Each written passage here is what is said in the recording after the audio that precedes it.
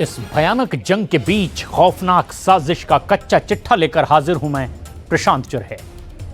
Donald Trump की मुश्किल बढ़ने वाली है क्योंकि पुतिन 17 सितंबर को एक बड़ा फैसला कर सकते हैं। पुतिन के इरादों को देखकर फ्रांस ने पोलैंड में रफाल विमान तैनात कर दिया है, जबकि पोलैंड के बॉर्डर पर 15,000 सैनिक पुतिन के ऑर्डर का महज इंतजार करने के लिए रुके हैं, क्योंकि बेलारूस में एक बड़ा युद्ध अब बहुत जल्द शुरू हो रहा है। युद्धाभ्यास जारी है।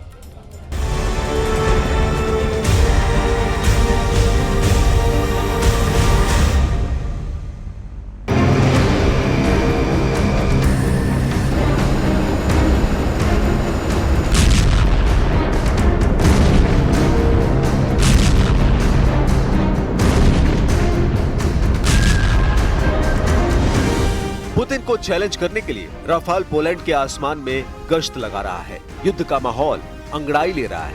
ये फ्रांस के रफाल जेट हैं, जिन्हें भेजने वाले इमैनुअल मैक्रो हैं। अब पुतिन से टक्कर लेने के लिए इमैनुअल मैक्रो पूरी तरह सामने आ गए हैं। फ्रांस दावा कर रहा है कि नेटो को रूस से वो बचाएगा।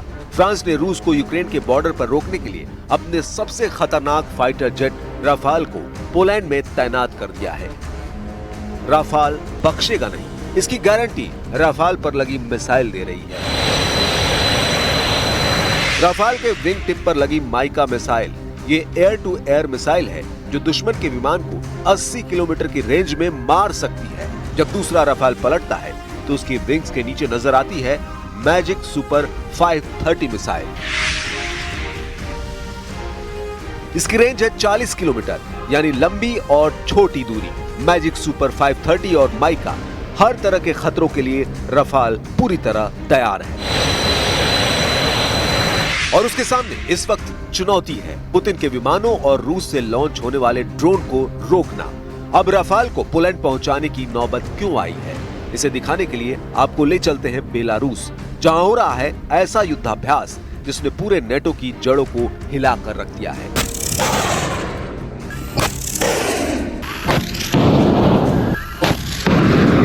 पुतिन ने बेलारूस में ज़पाट युद्धाभ्यास के बहाने ऐसे हथियार पोलैंड के करीब पहुंचा दिए हैं, जिनके वीडियो देखकर पूरे नेटो में खलबली मची हुई है। पुतिन के जो हथियार यूक्रेन में इस्तेमाल किए जा रहे हैं, वही वेपन सिस्टम अब बेलारूस की जमीन पर एक नए युद्ध की तैयारी कर रहे हैं। अब नेटो में खतरे का अलार्म क्यों बजा है, वो समझिए। पोलैंड और बेलारूस का बॉर्डर देखिए, यहाँ से यूक्रेन और रूस कहाँ है वो भी समझिए। पोलैंड और बेलारूस से 400 किलोमीटर लंबे बॉर्डर के एक तरफ पोलैंड के आसमान में रफाल फाइटर जेट गश्त लगा रहे हैं, तो दूसरी तरफ बेलारूस में चल रहा है ज़पाट युद्धाभ्यास। रूस और बेलारूस की सेनाएं इस एक्सरसाइज में शामिल हैं और नेटो घबराया हुआ है कि इस बहाने कहीं पोलैंड पर हमला न कर दिया जाए। इस खतरे को लेकर डोनाल्ड ट्रंप के भी पसीने छूटे हुए हैं। व्लादिमीर पुतिन और बेलारूस के राष्ट्रपति अलेक्जेंडर लुकाशेंको के युद्धाभ्यास को देखने के लिए अमेरिका बेचैन है। इसलिए डोनाल्ड ट्रंप ने अपनी सेना के 2 कमांडरों को नया काम सौंपा है। अमेरिका के ये कमांडर बेलारूस के वॉर जोन में पहुंचकर पता लगा रहे हैं कि पुतिन और लुकाशेंको क्या करना चाहते हैं। ये दोनों अफसर बेलारूस के रक्षा मंत्री विक्टर खेनिन से मिले और फिर इनके बीच क्या बात हुई, बहुत गौर से देखिएगा।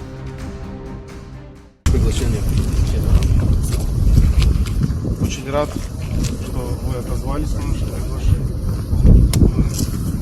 Очень искренне. Мы же в европейском регионе. Ну, как видите, наворачивается диалог с нашим политическим руководством. Хотелось бы, чтобы вы тоже объективно посмотрели, дали объективную оценку.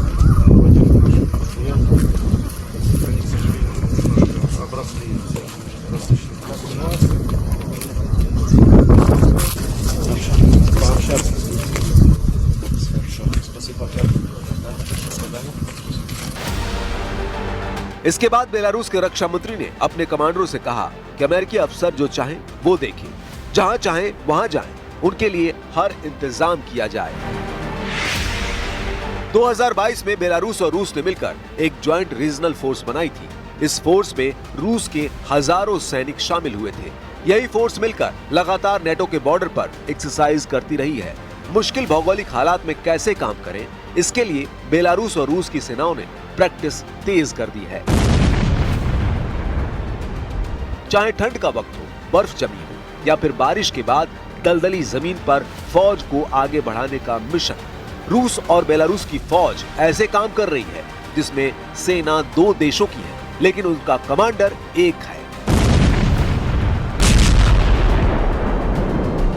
अब सर्दी आने से पहले यूरोप के खतरनाक मोर्चों को ध्वस्त करने के लिए दोनों देश लगातार तैयारी कर रहे हैं। रूस और बेलारूस के इस युद्धाभ्यास में ट्रंप के लिए चौंकाने वाली बात यह है कि नेटो सदस्य तुर्की और हंगरी के कमांडर भी यहाँ मौजूद है और सभी देख रहे हैं कि पुतिन और लुकाशेंको क्या कर रहे हैं। ज़पाद 2025 युद्धाभ्यास को लेकर नेटो इसलिए बहुत ज्यादा घबराया हुआ है क्योंकि जब पुतिन ने 2022 में यूक्रेन पर हमला किया था, तब भी ऐसा ही युद्धाभ्यास रूस और बेलारूस के बॉर्डर पर चल रहा था। अब कुछ दिन पहले रूस के ड्रोन जब पोलैंड में दाखिल हुए थे तो ट्रंप ने इसे बहुत ही मामूली बात बताया। ट्रंप की हल्की प्रतिक्रिया को लेकर यूरोप के 3 देशों ने नेटो को जिम्मा संभालने को लेकर तैयार हैं। यूरोप के 3 देश नेटो का जिम्मा संभालने को लेकर तैयार हैं। फ्रांस के राष्ट्रपति इमैनुअल मैक्रों, ब्रिटेन के प्रधानमंत्री केयर स्टारमर और जर्मन चांसलर फ्रेडरिक मर्ज रूस के आक्रामक तेवर देखकर बौखलाए हुए हैं। इसलिए जर्मनी, ब्रिटेन और फ्रांस यूक्रेन की मदद करने के साथ अब पोलैंड को बचाने उतर चुके हैं। यही वजह है कि फ्रांस ने अपना सबसे खतरनाक फाइटर जेट पोलैंड भेजा हुआ है और ये विमान अब अपनी मिसाइल दिखाकर बता रहा है कि रूस से आने वाले हर आसमानी खतरे को हवा में ही कुचल दिया जाएगा। मैक्रो के लिए रफाल भेजना बहुत बड़ी मजबूरी भी है क्योंकि एक बार पुतिन ने यूक्रेन के बाद नेटो की तरफ कदम बढ़ाया तो पहला हमला पोलैंड पर होने का खतरा है और फिर आगे की राह पुतिन खुद तैयार कर लेंगे।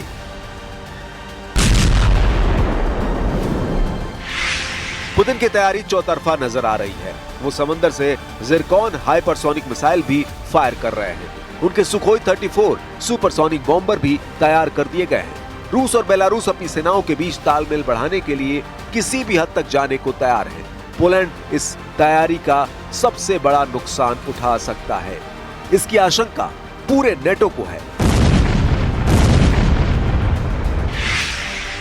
पुतिन की सेना ने 3.5 साल के युद्ध में सबसे खतरनाक अटैक की तैयारी शुरू कर दी है। रूस इस बार यूक्रेन पर नहीं बल्कि नेटो पर सबसे बड़े हमले के लिए खुद को आजमा रहा है। यह है टुपोलेव 22, रूस का सुपरसोनिक न्यूक्लियर बॉम्बर। यह विमान टेक ऑफ करता है। यह विमान पुतिन के सबसे भरोसेमंद लॉन्ग रेंज बॉम्बर्स में शामिल है और सबसे खास बात इसकी रफ्तार है। हजारों फीट की ऊंचाई पर पहुंचने के बाद इस विमान के कमांडर को ऑर्डर मिलता है। टुपोलेव 22 का पायलट फौरन बटन दबाता है और विमान की बेली में बॉम्बिंग बे खुल जाता है। उसमें से निकलता है सैकड़ों पाउंड का बम। मिशन कामयाब कहा जाता है। यह है दूसरा वीडियो। इस वीडियो में पुतिन निकालते हैं अपना सबसे बेहतरीन डिफेंस सिस्टम जो दुश्मन के जंगी जहाजों के चीथड़े उड़ा सकता है। यह है बैस्टियन कोस्टल डिफेंस सिस्टम। काला सागर के आसपास नेटो को वार्निंग देने के लिए बैस्टियन मिसाइल फायर करने की तैयारी शुरू हो जाती है। फिर एक नहीं, दो नहीं, कई लॉन्चरों से मिसाइल फायर की जाती है। इस मिसाइल की रेंज है 300 किलोमीटर। रूस और बेलारूस का जापाद युद्धाभ्यास नेटो को एड़ी से कुचलने की तैयारी कहा जा रहा है। बेलारूस और पोलैंड बॉर्डर पर टैंकों की हरकत ने पूरे नेटो को डरा दिया है। क्या यूक्रेन के बाद पोलैंड का नंबर आने वाला है? पुतिन की फायर पावर का ट्रेलर देखकर लंदन से लेकर पेरिस और बर्लिन से लेकर वॉशिंगटन डीसी तक कोहराम मचा हुआ है। रूस के परमाणु बमवर्षक बता रहे हैं कि पुतिन का इरादा क्या है। आक्रामक रूस ने खुद को बचाने के लिए भी पूरी तैयारी कर ली है। 2022 में जापाद युद्धाभ्यास के जरिए पुतिन अपनी फौज को यूक्रेन के बॉर्डर पर ले आए थे। इस युद्धाभ्यास के बाद ही रूस ने यूक्रेन पर हमला बोला था। अब पोलैंड के बॉर्डर पर इस युद्धाभ्यास ने नेटो के रोंगटे खड़े कर दिए हैं। यूक्रेन के मोर्चे से नई खबर यह है कि रूस ने दावा किया है कि उसने दुश्मन के 142 ठिकानों पर हमला किया है। और इस दौरान यूक्रेन को अमेरिका से मिले हाई मार्स रॉकेट सिस्टम को भी उड़ा डाला। वहीं यूक्रेन की तरफ से लॉन्च किए गए 361 ड्रोन भी मार गिराए गए, लेकिन यूक्रेन ने रूस के तेल ठिकानों को टारगेट करके बड़ा जख्म पहुंचाने का दावा किया है। रूस में तेल रिफाइनरी जेलेंस्की का बड़ा टारगेट बन चुकी है। सवाल है कि क्या पुतिन जेलेंस्की के साथ साथ अब पोलैंड से भी लड़ने के लिए पूरी तरह तैयार है?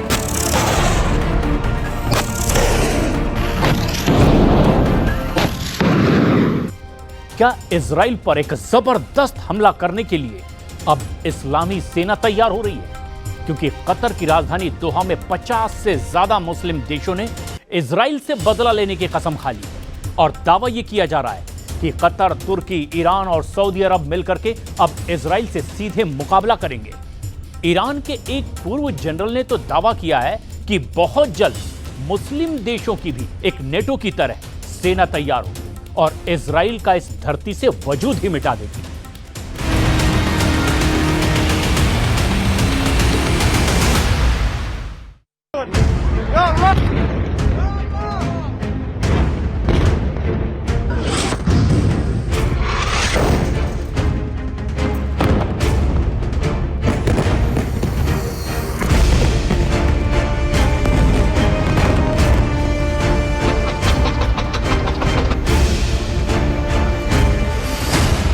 कतर टू गाजा इस्राइली हमला, अब हमले को तैयार इस्लामिक सेना। 7 अक्टूबर 2023 से अब तक इजराइल 7 मुस्लिम देशों पर हमला कर चुका है। कतर की राजधानी दोहा से लेकर गाजा में इजराइल के ताजा खूनी हमलों ने कोहराम मचाकर रख दिया है। अब सबसे ताजा खबर यह है कि 50 से ज्यादा मुस्लिम देशों ने इजराइल के खिलाफ मोर्चा खोल दिया है। कतर की राजधानी दोहा में इस वक्त 50 से ज्यादा मुस्लिम देशों की आपातकालीन मीटिंग चल रही है, जिसमें ये तैयारियां हो रही हैं कि इजराइल ने जिस तरह से 72 घंटों के अंदर 6 मुस्लिम देशों पर खूनी हमले किए हैं, उसका बदला इजराइल से कैसे लिया जाए। इधर तुर्की, सऊदी अरब और इराक ने दावा किया है कि इजराइल उनके ऊपर हमले की फिराक में है। ऐसे हालात में सवाल उठ रहे हैं कि क्या अब मुस्लिम देश मिलकर इजराइल पर हमला करेंगे, क्योंकि ईरान के पूर्व जनरल ने ऐलान किया है कि अब हमें शिया सुन्नी के झगड़ों को भूलकर इस्लामिक सेना बनानी चाहिए जो इजराइल से चुन चुन कर बदला ले। हम आपको दिखाने जा रहे हैं कि कैसे इजराइल अब अरब युद्ध में घिरता जा रहा है। कतर में आपातकालीन मीटिंग, 50 मुस्लिम देश हमले को तैयार। जरा याद करिए, इसी महीने इजरायली सेना ने महज 72 घंटों के अंदर 6 मुस्लिम देशों पर हमला करके अरब देशों में गदर मचा दिया था। कतर पर इजरायली हमले ने तो अमेरिका तक को भी सकते में डाल दिया था। कतर की राजधानी दोहा से आ रही तस्वीरों को देखकर साफ अंदाजा लगाया जा सकता है कि अब कतर और सऊदी अरब जैसे मुस्लिम देशों को अंदाजा हो गया है कि अमेरिका इजराइल का आंख मूंद कर जंग में साथ दे रहा है और इजराइल इसका फायदा उठाकर एक एक करके मुस्लिम देशों पर पिछले 710 दिनों से हमले करता आ रहा है। कतर की राजधानी दोहा में 50 अरब और इस्लामिक देशों की मीटिंग में दो टूक कहा गया है कि अब इजराइल को उसी की भाषा में जवाब दिया जाएगा। कतर की राजधानी दोहा में मुस्लिम देशों के 50 नेता इजराइल के खिलाफ एक खास बैठक के लिए इकट्ठा हुए। ये मीटिंग अरब लीग और ऑर्गेनाइजेशन ऑफ इस्लामिक कोऑपरेशन यानी OIC ने बुलाई। इसका मकसद 9 सितंबर को कतर पर हुए इजरायली हमले का जवाब देना है। मीटिंग से पहले ईरान के राष्ट्रपति मसूद पजिश्कियान ने मुस्लिम देशों से इजराइल के साथ रिश्ते तोड़ने को कहा है। उन्होंने इस्लामिक देशों से एकजुट होने की अपील की है। वहीं पाकिस्तान ने सभी इस्लामी देशों को नेटो जैसे ज्वाइंट फोर्स बनाने का सुझाव दिया है। विदेश मंत्रियों लड़ने को लेकर बंद कमरे में एक बैठक की थी। इस दौरान कतर के प्रधानमंत्री और विदेश मंत्री शेख मोहम्मद बिन अब्दुल रहमान बिन जासिम अल थानी ने इजरायली हमले की कड़ी निंदा की और कहा कि कतर अपनी संप्रभुता की रक्षा के लिए जरूरी कदम उठाएगा। कतर के प्रधानमंत्री शेख मोहम्मद बिन अब्दुल रहमान अल थानी ने इंटरनेशनल कम्युनिटी से अपील की है कि वो दोहरी नीति बंद करे और इजराइल को उसके अपराधों के लिए सजा दे। वहीं पाकिस्तान के विदेश मंत्री मोहम्मद इसाक डार ने कहा है कि दुनिया भर के मुस्लिम इस बैठक पर नजर बनाए हुए हैं। उन्होंने एक ज्वाइंट डिफेंस फोर्स बनाने की संभावना का जिक्र किया और कहा कि न्यूक्लियर पावर पाकिस्तान इस्लामिक समुदाय यानी उम्मा के साथ अपनी जिम्मेदारी निभाएगा। وإذا كانت تريد التفاوض لإطلاق السراح الرهائن فلماذا تغتال كل من يمكن أن يدير المفاوضات معها؟ وكيف علينا أن نستقبل في بلدنا وفودا إسرائيلية للتفاوض فيما يخطط من أرسل هذه الوفود لقصف هذا البلد؟ لا تنتظر هذه الأسئلة جوابا، بل توضح لماذا نقول بملء الفم إن هذا العدوان هو في الحقيقة عدوان سافر وغادر وجبان يستحيل التعامل مع هذا القدر من الخبث والغدر। जनरल मोहसिन की इस्लामिक सेना, 50 मुस्लिम देशों का इजरायली मोर्चा। सीरिया, सूडान, सऊदी अरब से लेकर तुर्की, इराक, ईरान, पाकिस्तान, लगभग 50 से ज्यादा अरब और इस्लामिक मुल्क क्या वाकई में इजराइल के खिलाफ ऐसी इस्लामिक सेना बना लेंगे? पहले आप ये जान लीजिए कि अरब देश इस्लामिक मुल्कों की सेना को बनाने के लिए क्यों मजबूर हो रहे हैं। कतर की राजधानी दोहा में इस वक्त भयंकर तैयारियां चल रही हैं। इजराइल भी जानता है कि अब अरब दुनिया उसके वजूद के लिए खतरा बन सकती है। कतर की राजधानी दोहा में हमास के लीडरों पर इजरायली हमले से इस्लामिक और अरब देशों में हड़कंप मच गया है। इजराइल का अब अगला निशाना कौन सा देश होगा, इसे लेकर कई देश भयभीत हैं। तुर्की के एक अधिकारी ने जहां यह आशंका जताई कि इजराइल का अगला निशाना अंकारा हो सकता है, वहीं अब ईरान के एक पूर्व जनरल ने इसमें 2 अन्य देशों को जोड़कर इजरायली दहशत को चरम पर पहुंचा दिया है। ईरान इंटरनेशनल की रिपोर्ट के मुताबिक पूर्व ईरानी जनरल मोहसिन रजाई का दावा है कि इजराइल कतर पर हमला करने के बाद अब दूसरे इस्लामिक और अरब देशों को निशाने पर लेगा। मोहसिन का दावा है कि इजराइल का अगला टारगेट तुर्की, इराक और सऊदी अरब है। ऐसे में ईरान के अधिकारियों ने मुस्लिम देशों को संयुक्त सैन्य मोर्चा बनाने की अपील की है। ईरान के वरिष्ठ अधिकारियों ने हाल ही में दोहा पर हुए इजरायली हमलों का हवाला देते हुए मुस्लिम देशों के बीच एक संयुक्त सैन्य मोर्चा बनाने की आवश्यकता पर जोर दिया। मोहसिन रजाई पहले इस्लामिक रेवोल्यूशनरी गार्ड कॉर्प्स यानी IRGC के प्रमुख कमांडर थे और अब ईरान की सुस्ती परिषद के सदस्य हैं। उन्होंने चेतावनी दी है कि यदि OIC ने निर्णायक कदम नहीं उठाया तो सऊदी अरब, तुर्की और इराक को भी भविष्य में इजरायली हमलों का सामना करना पड़ सकता है। उन्होंने कहा, इकलौता समाधान है एक सैन्य गठबंधन का गठन जो दुनिया में इस्लामी सेना के नाम से मिशन चलाए। ईरानी मीडिया में दिए उनके इस बयान को लेकर कई स्तरों पर गूंज मिली है। इस अपील को और मजबूती देते हुए जलाल रज़वी मेहर, जो कुम में सेमिनरी छात्रों के प्रतिनिधियों की सभा के प्रमुख हैं और एक प्रमुख शिया धर्मगुरु हैं, ने संयुक्त इस्लामी सेना बनाने की मांग की है।